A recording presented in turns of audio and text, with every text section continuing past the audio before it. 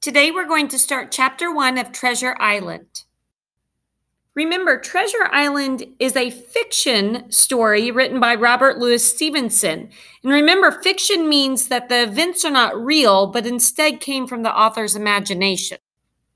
And remember, this book was originally published in 1883, and it's because the author decided to write a story after creating a map of an imaginary island with his stepson, who was 12 years old at the time. If you're following along in the copy of Treasure Island inside our Google Classroom, the very first thing you will see is the table of contents. You can learn a lot from the table of contents, not only the name of the chapter, but what page the chapter begins on, also where the glossary begins. The glossary is a mini dictionary that defines the bold words in a story. So we can see that Chapter 1 is the old sea dog and the black spot beginning on page 2. So that's where we'll begin. Squire Trelawney, Dr. Livesey, and the other gentlemen have asked me to record the stories of Treasure Island, keeping nothing back but the bearings because there's still treasure there. Therefore, I take up my pen and go back to the time when my family ran the Admiral Benbow Inn, and the old seaman with the saber cut on his cheek came to stay with us. Now I'm going to stop here because I want you to notice that the very first word is squire, and it is bold. So that means I can find that in the glossary. At the very, very bottom, I had seen that the glossary was on page 111. There's 110. There's the glossary. And now I need to find the S's because the word was squire. So here I'm going through and there's the S's. So now I need to keep looking until I find squire. Squall, squire, and there it is. Squire, an English gentleman who owns a large estate or piece of land. So that then helps me back in the story to know that the person who's talking about is an English gentleman who owns a large piece of land. We will be learning all kinds of new vocabulary words throughout Treasure Island, so keep this glossary handy. Squire Trelawney, or the person that owned land, Mr. Trelawney, Dr. Livingston, and the other gentlemen have asked me to record the story of Treasure Island, keeping nothing back but the bearings because there's still treasure there. So they don't want you to tell, they want them to tell everything but where it's located. Therefore, I take up my pen and go back to the time when my family ran the Admiral Benbow Inn, and the old seaman with the saber cut on his cheek came to stay with us. And a saber is like a sword, so he had a sword cut on his cheek. I remember the old seaman plodding to the inn door, dragging an enormous sea chest behind him. He was a tall, nut-brown man with gnarled hands and black broken nails. He rapped on the wooden door and called for a drink. He drank it slowly, savoring the taste as he looked out at the rugged cliff top. "This is a handy cove," he said. "Much company?" "Not much," I said. "Well then," he said, "this is the perfect place for me. I'll stay for a while. I'm a plain and simple man," he continued.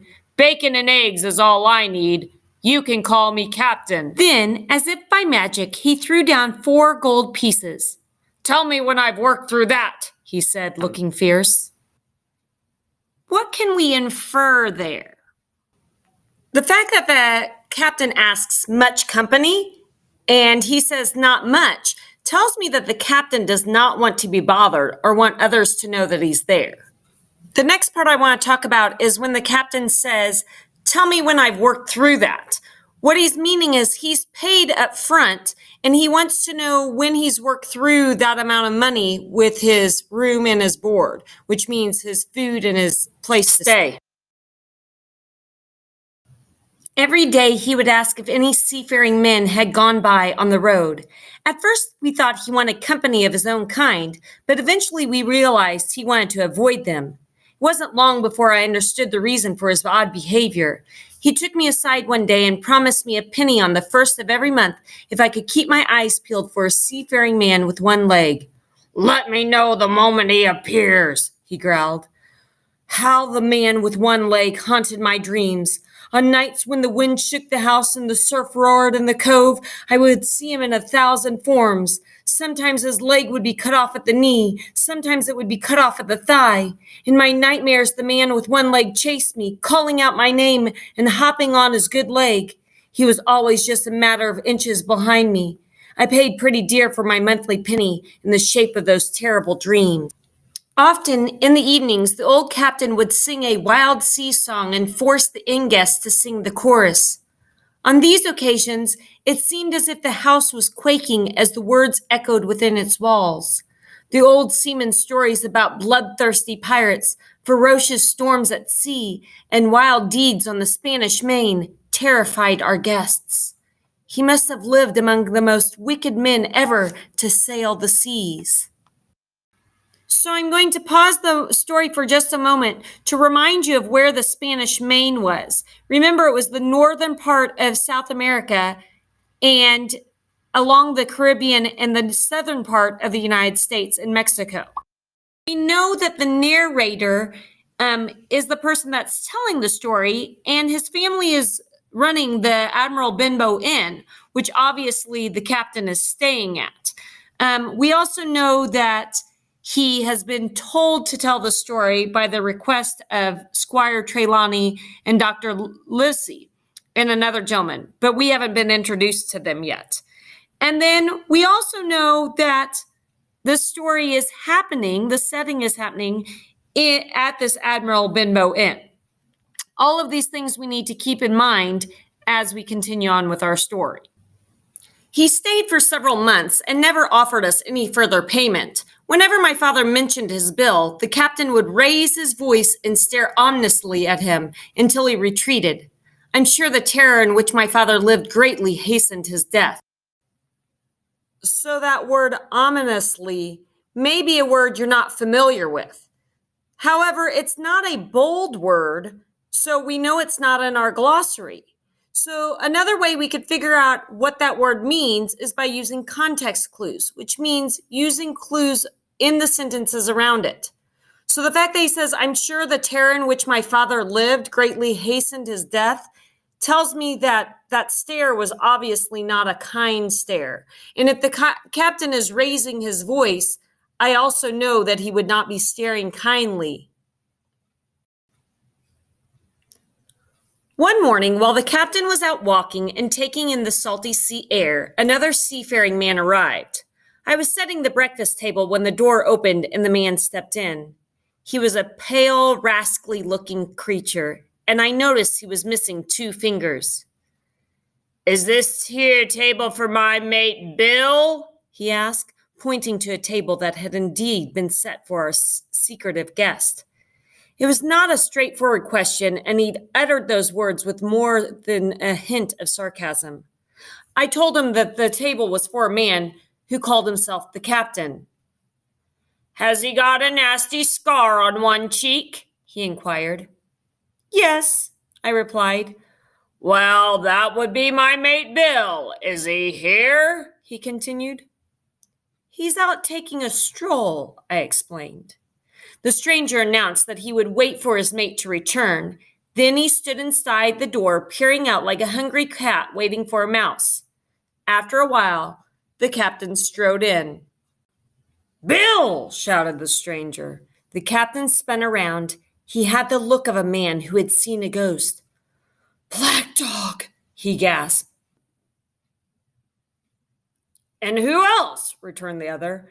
Black Dog's come to see his old shipmate Billy Bones. So we can tell here that the captain's name is obviously Billy Bones. Now look here, hissed the captain. You've managed to run me down. What's your business? I'll have a drink, said Black Dog. Then we'll sit down and talk square like old mates. They sat down, and for a long time I could hear nothing but low mumbling. Gradually, their voices grew louder until the interaction became a cacophony of unpleasant exchanges. This was followed by an explosion of crashing sounds.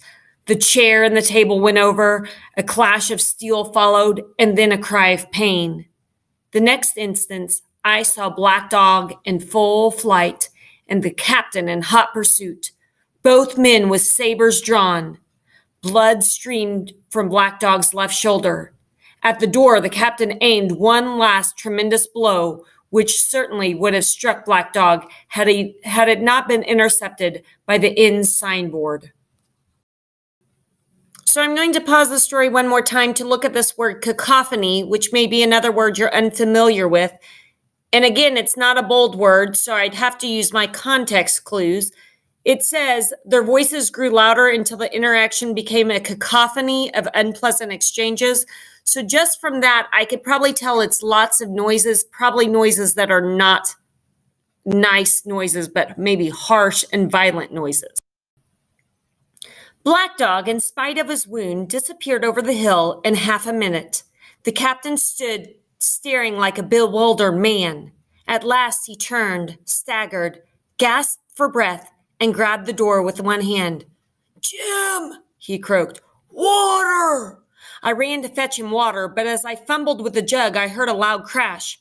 Running back, I saw the captain lying on the floor. Immediately, I heard my mother's footsteps on the stairs. Moments later, she was standing beside me. Together, we raised the captain's head. It was clear that he needed a doctor, so we sent for Dr. Livesey. Then, as carefully as we could, we moved the captain into the parlor. So before this, we didn't know the narrator's name, but now we know for sure that the narrator's name is Jim because the captain called out to him. Shortly after Dr. Livesey arrived, the captain opened his eyes and looked about. "Where's Black Dog?" he mumbled. "There's no Black Dog here," the doctor said. "You've had a stroke. Now lie back and rest." Dr. Livesey drew some blood and the old sailor fell asleep. "He needs to rest for at least a week," the doctor said empathetically. "Another stroke will surely kill him." Later, when the captain woke up, his first words were, "Black Dog." "Jim," he moaned, "you know I've been good to you. I'm pretty low and deserted by all. You'll help me, won't you?" "But the doctor," I began. "Doctors, what do they know?" he growled. "What does the doctor know about seafaring men like me?" Somewhat reluctantly, I agreed to help him. When I offered him water, he greedily gulped it down. "Aye," he said. "That's better. Now then, did the doctor say how long I'm supposed to lie here wasting time?" "At least a week at least," I said. "Thunder!" he cried. "Out of the question. They'd have the black spot on me by then." He attempted to sit up, but fell back, weak and helpless on the bed. Then, after further contemplation, he spoke to me again. "Jim," he said, "you saw Black Dog? He's a bad 'un, but there's worse than him after me. I hope I may get away from him yet." Now let's stop and talk about the casual language that he is using there. He said he's a bad 'un, but that's not proper English. So that kind of tells us that the captain probably isn't very educated because of the words that he's using. If he had been using proper English, he would have said something like, "He's a bad person, but there are worse people than him coming after me." But that's not what he said. He said, "He's a bad 'un, but there's worse than him after me." So that kind of tells us that he's using slang. And a lot of times when people use slang, it's because they're not properly educated. "Jim," he said, "you saw Black Dog? He's a bad 'un, but there's worse than him after me. I hope I may get away from them yet. If I can't, and if they put the black spot on me, it's my old sea chest they're after. You go and see that doctor and tell him to send all hands, magistrates and such, to Admiral Benbow. Tell him Captain Flint's men are here, or all that's left of the old crew. I was Flint's first mate, and I'm the only one who knows the place where he hid his loot. But don't tell the doctor unless they get me with the black spot, or you'll see Black Dog again." At that moment, he paused before continuing. "Or a seafaring man with one leg. Keep an eye out for him above all," he concluded. But what is the black spot, Captain? I ask. It's a summons, matey. Mutiny! Keep your wits about you, Jim, and I'll share with you equals upon my honor, he continued. So you may be wondering why the captain is trying to get away from Black Dog and these other seafaring men, and it's because they're trying to get his treasure and Captain Flint's treasure, and he's the only one that knows where it's located. His voice grew weaker as he said this, and soon he fell into a heavy sleep. I should have told the story to the doctor, but my poor father died quite suddenly that evening, which naturally put all the other matters aside. The day after my father's funeral, I was standing at the door full of sad thoughts when I saw a blind man slowly walking up the road. He wore a green mask over his eyes, and he tapped the ground with a stick.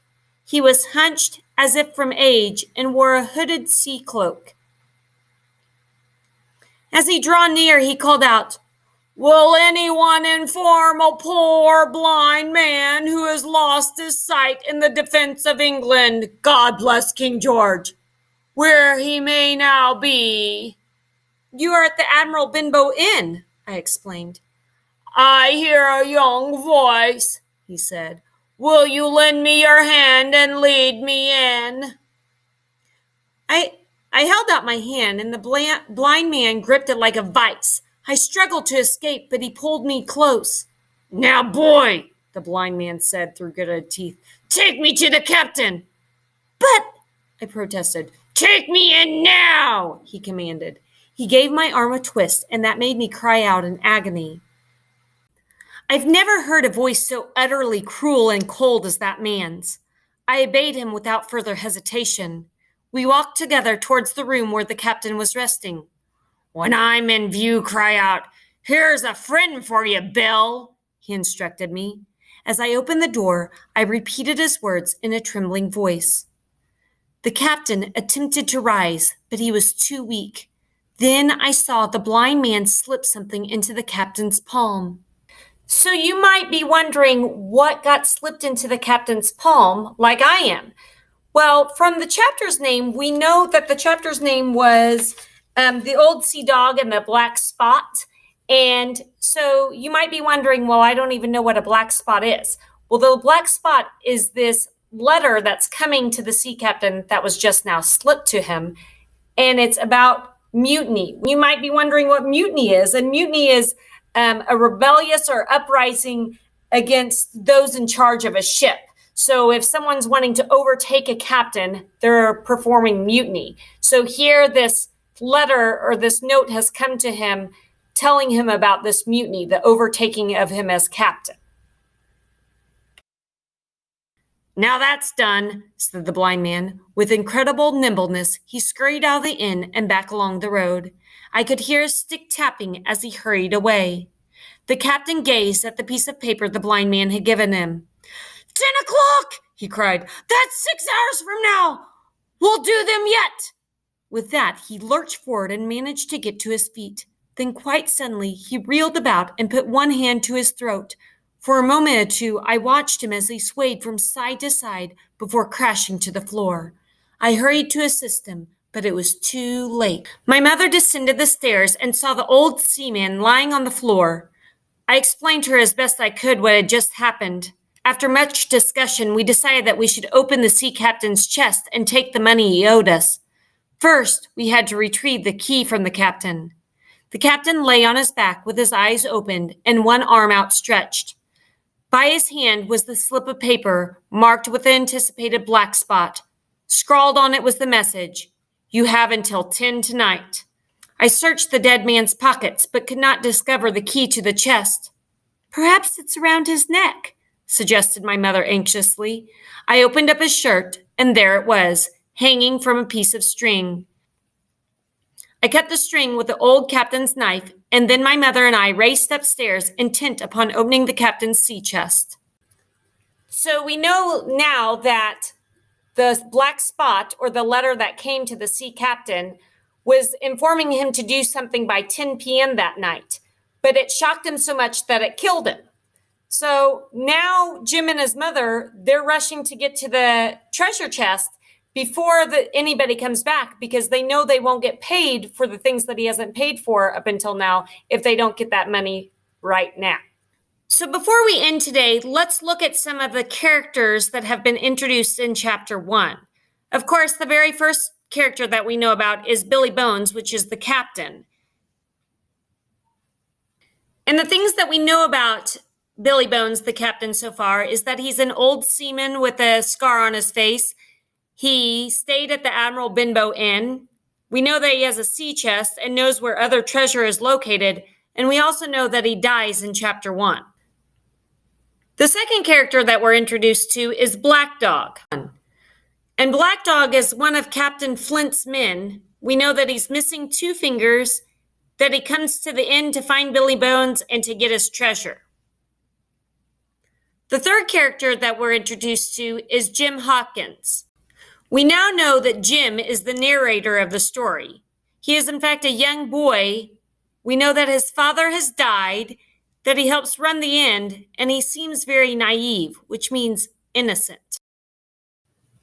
So that's the end of chapter 1. Come back and see what happens tomorrow.